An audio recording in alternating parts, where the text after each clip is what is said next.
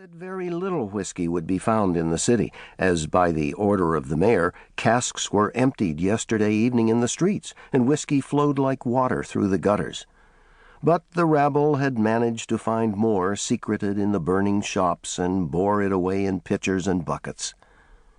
The fire was progressing rapidly, and the crashing sound of falling timbers was distinctly heard.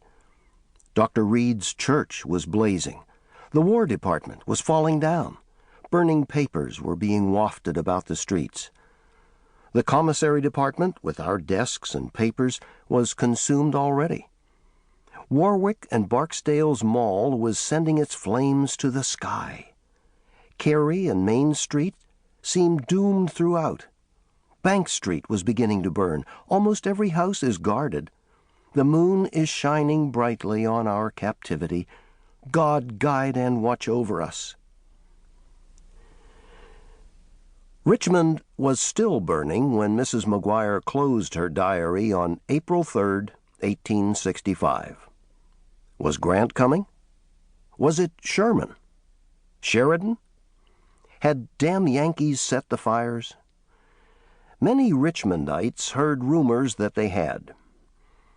There were also wild tales about a Negro unit of Yankee troops, sabers drawn, marching through the city out to get their former masters.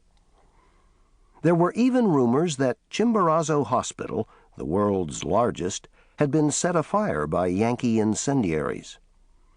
No one knew. What seemed certain was that the remainder of the city would burn to the ground. Not that much was left of the once supremely proud capital of the Confederacy. Even pride was in short supply there, as it often is when food is scarce. For 10 months, Richmond and her sister city, Petersburg, had been held under the siege that gave birth to this chaos.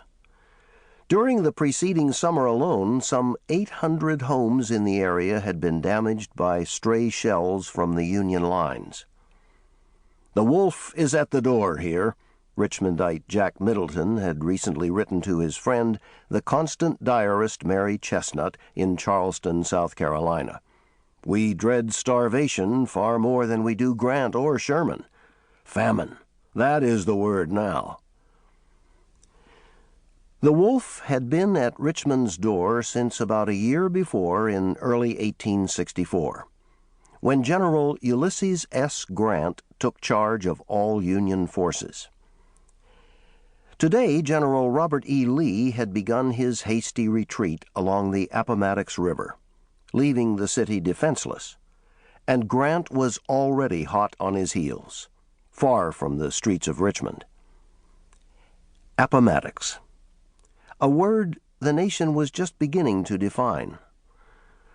The river gave its name to the obscure town it meandered through in south-central Virginia, a sleepy hamlet more properly called Appomattox Courthouse, where all Confederate dreams would die.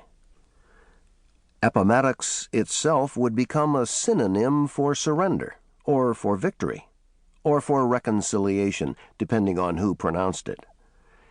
In any case, both North and South had been on the road that would end at Appomattox ever since President Abraham Lincoln had conferred the supreme command of all Union armies on General Ulysses S. Grant, the Union's Western commander at the time, and known as the Man of the Hour for winning a series of brilliant though blood-drenched victories over the past 2 years. General Grant would have seemed an unlikely choice for Man of the Hour at the beginning of the war. Up until then, his life had been mostly a series of disgraces and failures, hardly the storybook background of a great military hero. Grant, who came from out of what was then the West, like most of the Union's best generals, Sherman, Sheridan, Thomas, had shown little promise outside of his expert horsemanship back when he attended the U.S. Military Academy at West Point. He graduated in the lower half of his 1843 class and drew an infantry assignment rather than a coveted engineer post. West Point